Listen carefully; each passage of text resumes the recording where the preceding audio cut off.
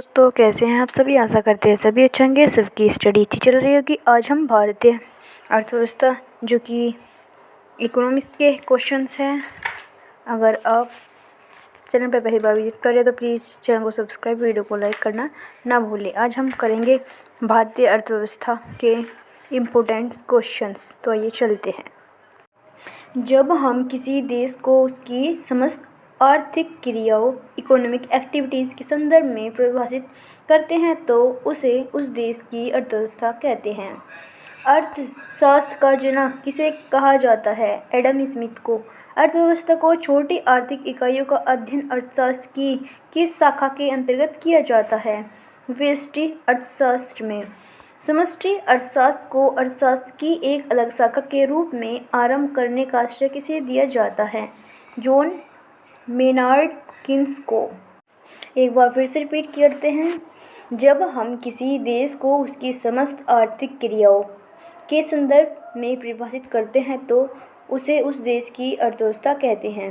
अर्थशास्त्र का जनक, father of economics किसे कहा जाता है? एडम स्मिथ को। अर्थव्यवस्था की छोटी आर्थिक इकाई का अध्ययन अर्थशास्त्र की किस शाखा के अंतर्गत किया गया है? व्यष्टि अर्थशास्त्र के अंतर्गत। समष्टि अर्थशास्त्र को अर्थशास्त्र की एक अलग शाखा के रूप में आरंभ करने का श्रेय किसे दिया जाता है? जॉन मेनार्ड किन्स को।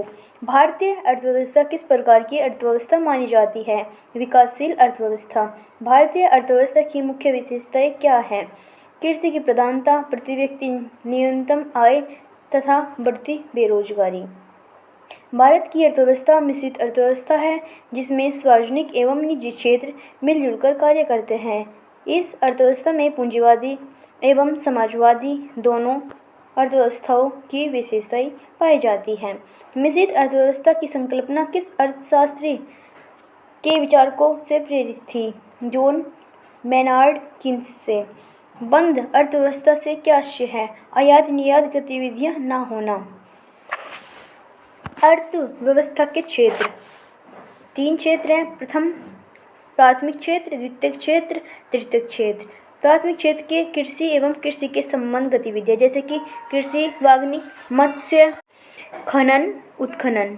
फिर है द्वितीयक क्षेत्र, औद्योगिक क्षेत्र, निर्माण, विनिर्माण, विद्युत, गैस एवं जलापूर्ति। तृतीयक क्षेत्र के अंतर्गत आता है सेवा क्षेत्र जो कि परिवहन एवं संचार, बैंकिंग एवं बीमा, व्यापार एवं भंडारण, सामुदायिक सेवाएं आदि। संयुक्त क्षेत्र, जॉइंट सेक्टर की अवधारणा किन क्षेत्र से संबंध को दर्शाती है? निजी एवं सार्वजनिक क्षेत्र को। अर्थव्यवस्था में उच्च स्तरीय निर्णय लेने वाली संस्थानों को किस क्षेत्र के अंतर्गत शामिल किया जाता है? पंचम क्षेत्र के अंतर्गत। अर्थशास्त्र के क्षेत्र में प्रथम नोबेल पुरस्कार किस वर्ष प्रदान किया गया था? वर्ष 1969 में। अर्थशास्त्र में नोबेल पुरस्कार प्राप्त करने वाले भारतीय मूल के प्रथम व्यक्ति कौन थे? अमर्त्य सेन। नेक्स्ट, अर्थशास्त्र का नोबेल प्राप्त करने वाला अभिजीत बैनर्जी भारतीय मूल के दूसरे व्यक्ति हैं जिन्हें यह पुरस्कार वर्ष 2019 में उनकी पत्नी एस्थर ड्यूफ्लो तथा अमेरिका मूल की माइकल केमर के साथ संयुक्त रूप से वैश्विक गरीबी उन्मूलन में प्रयोगात्मक दृष्टिकोण हेतु दिया गया था।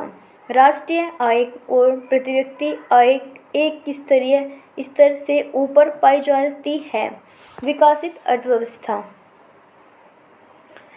हस्तक्षेप के सिद्धांत का प्रतिपादन किसने किया था? एडम स्मिथ ने।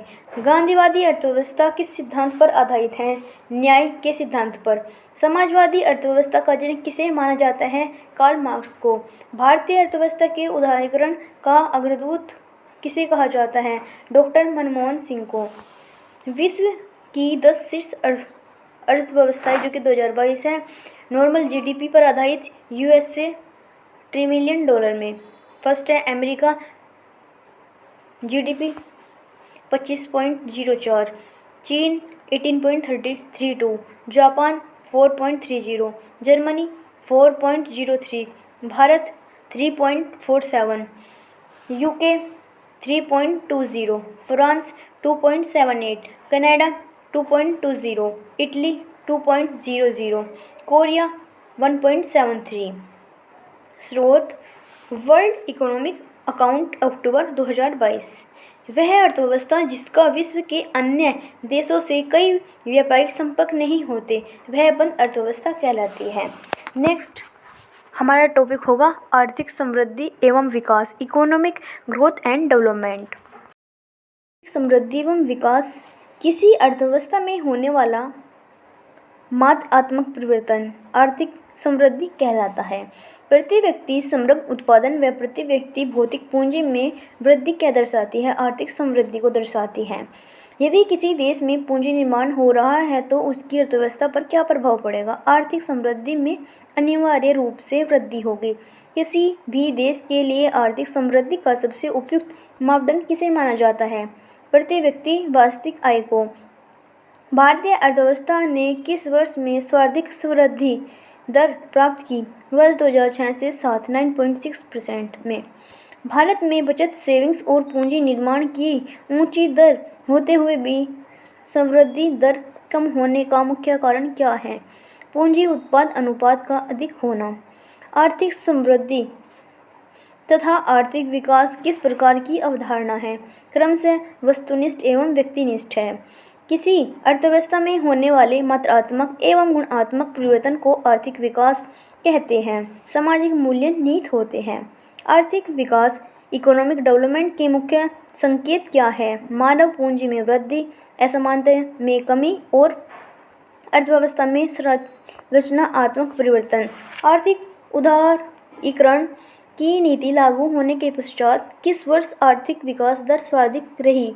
वर्ष 2006 से 7 9.6%। किस पंचवर्षीय योजना में आर्थिक विकास दर इकोनॉमिक डेवलपमेंट रेट सबसे कम रही? तीसरी पंचवर्षीय योजना में। किस पंचवर्षीय योजना में आर्थिक विकास दर सर्वाधिक 7.8% रही? 11वीं पंचवर्षीय योजना में। सकल घरेलू उत्पाद जीडीपी में परिवर्तन की दर क्या कहलाती है? आर्थिक विकास दर।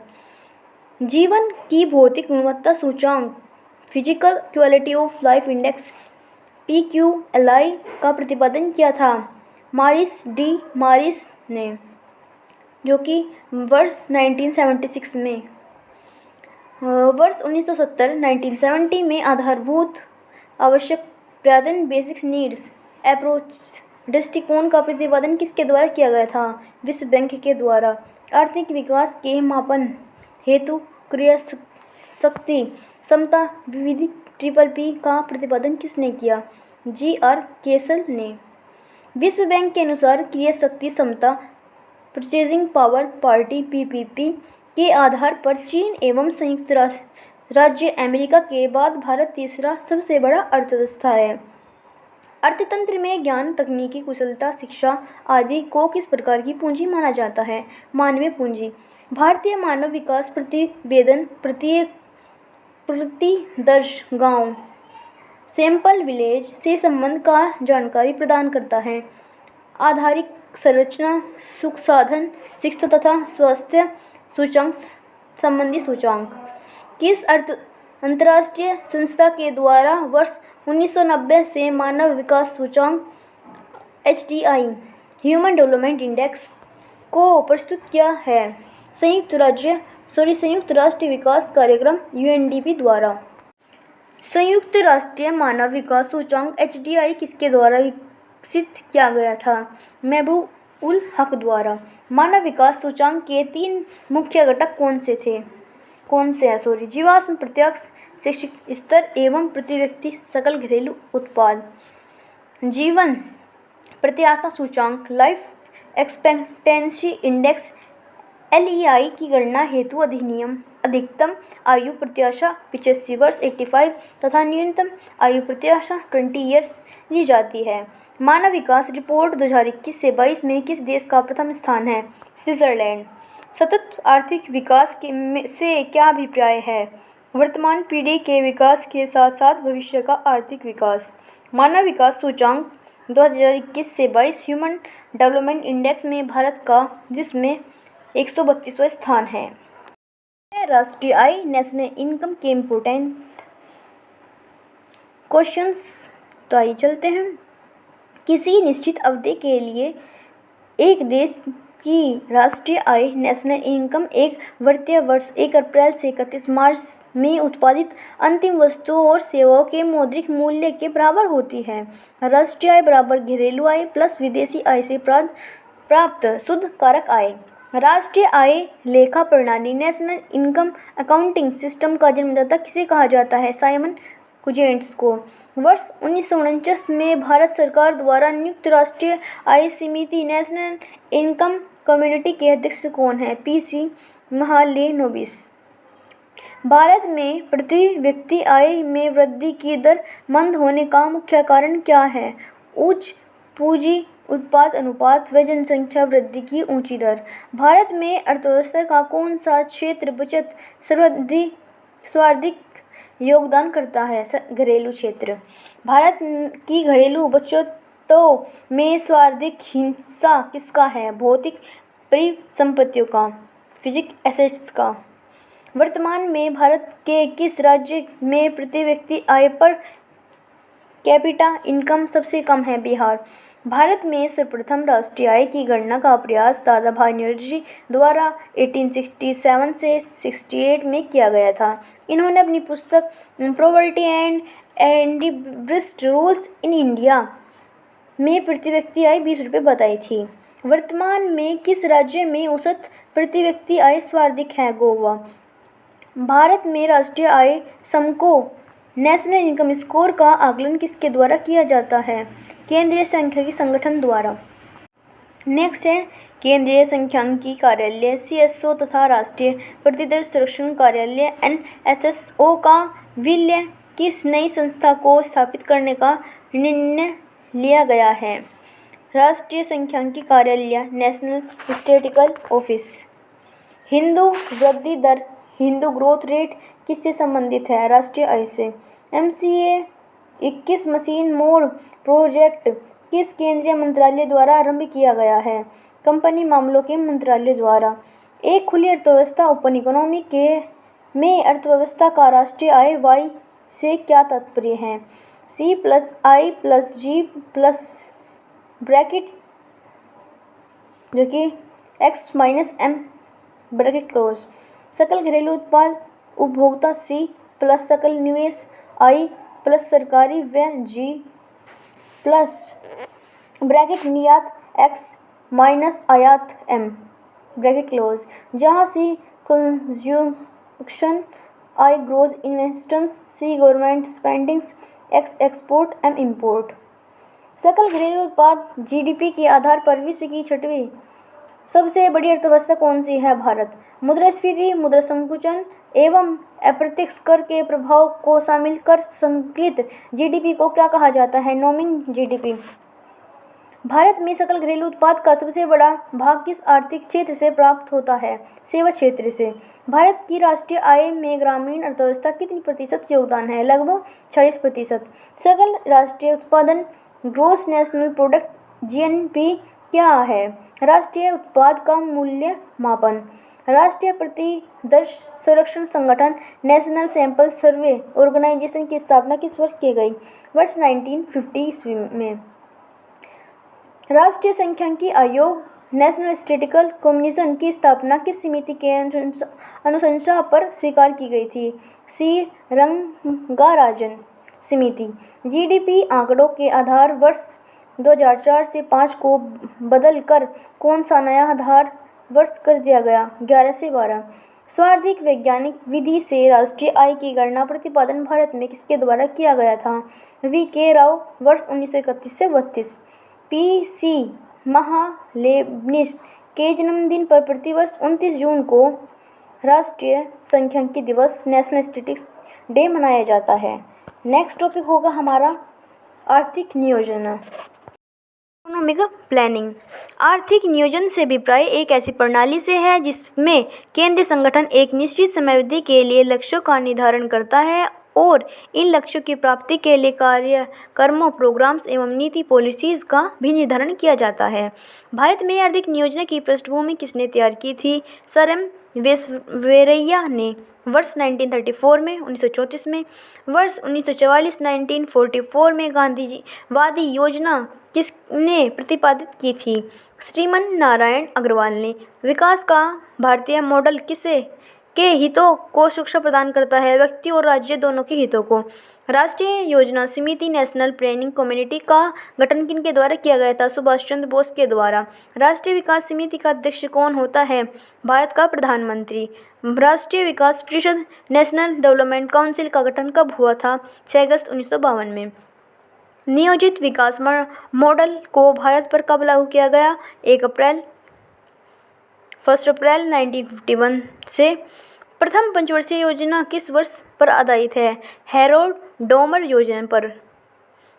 अखिल भारतीय खादी एवं ग्रामीण बोर्ड की स्थापना किस योजना के दौरान की गई थी? प्रथम योजना में। पंचवर्षीय योजना का मुख्य प्राथमिकता क्या थी?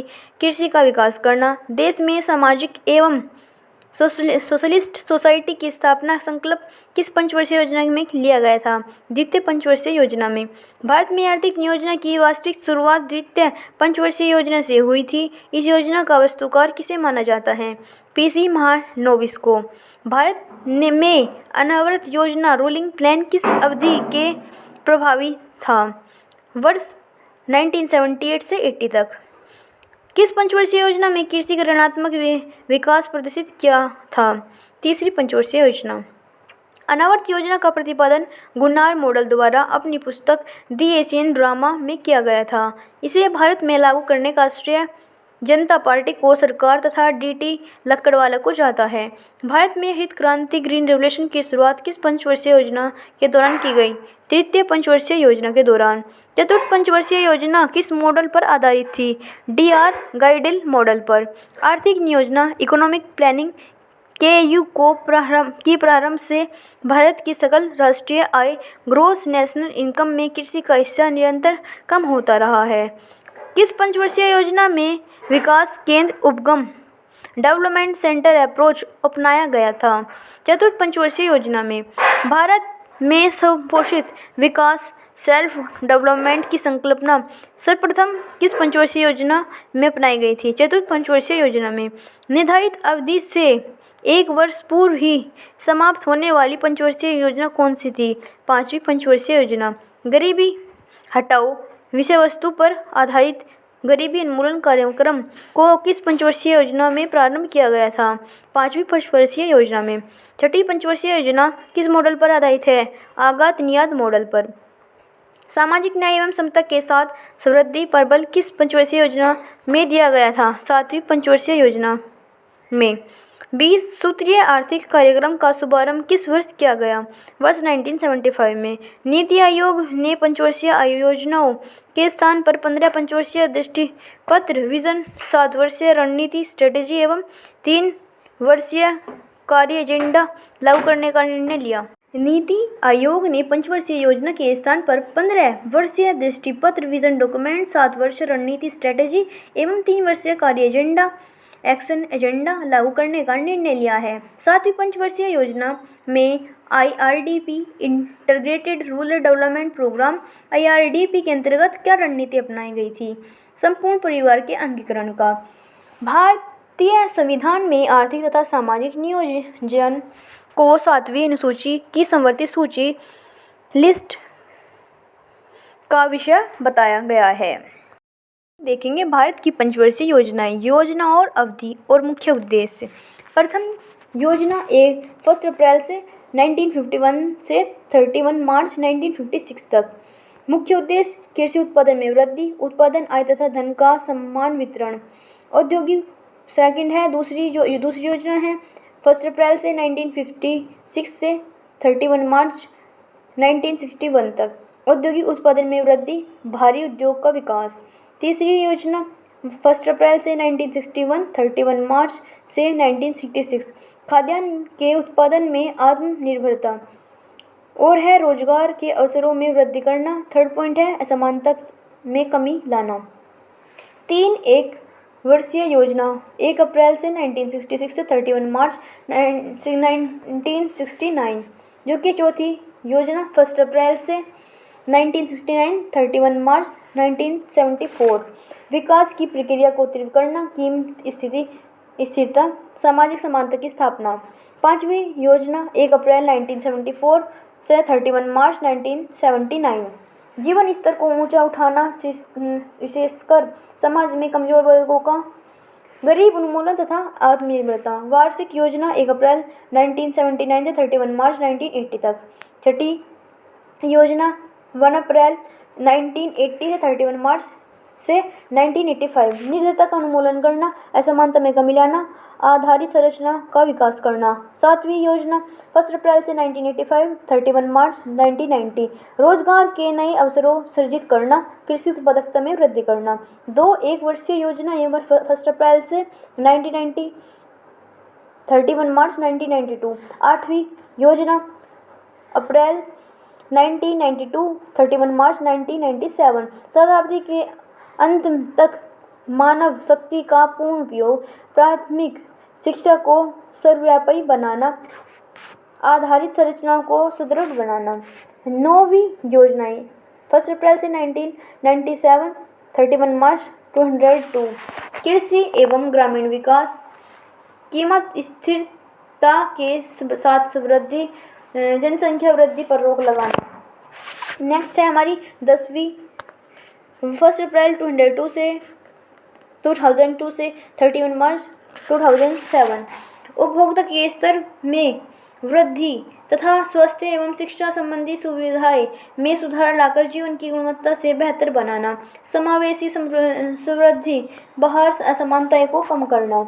11वीं योजनाएं 1 अप्रैल 2007 31 मार्च 2012। बहुमुखी लक्ष्य है जिनमें न केवल विकास बल्कि निर्धनता कम करना भी शामिल है। शिक्षा की गुणवत्ता एवं सार्वजनिक संस्थाएं सेवाएं में सुधार करना। द्वितीय हरित क्रांति के लिए रणनीति, उच्च कोटि के रोजगार का सृजन करना, पर्यावरण का संरक्षण करना। और नेक्स्ट है हमारा 12वीं योजना 1 अप्रैल से 2012 31 मार्च 2017। तीव्र सतत एवं विकास, अधिक समावेशिक विकास, सकल घरेलू उत्पाद 8% की वृद्धि। अब क्वेश्चन करेंगे, जॉन डब्ल्यू मेयर मॉडल पर कौन सी पंचवर्षीय योजना आधारित है? 7वीं। मानव विकास के सारे विकास प्रयासों का सार तत्व किस पंचवर्षीय योजना को माना गया है? 8वीं पंचवर्षीय योजना। भारत में आर्थिक नियोजन की अवधि के दौरान में कितनी बार योजना विकास प्लान हॉलीडे लाया था? 3 बार। महिला अंश योजना किस पंचवर्षीय योजना से प्रारंभ की गई? 9वीं पंचवर्षीय योजना से। स्वर्ग शिक्षा अभियान की शुरुआत किस पंचवर्षीय योजना के आरंभिक वर्षों में की हुई थी? 10वीं पंचवर्षीय योजना के अंतर्गत। 11वीं पंचवर्षीय योजना का उद्देश्य क्या था? तीव्रता एवं समावेशी विकास। 11वीं पंचवर्षीय योजना में शिक्षा से संबंधित विषय वस्तु क्या थी? अनिवार्य प्रारंभिक शिक्षा। 12वीं पंचवर्षीय योजना का मुख्य उद्देश्य क्या है? तीव्रता, धारणीय और अधिक समावेशी विकास। छठी पंचवर्षीय योजना में वर्ष 1982 में नाबार्ड तथा एजिकम बैंक की स्थापना की गई थी।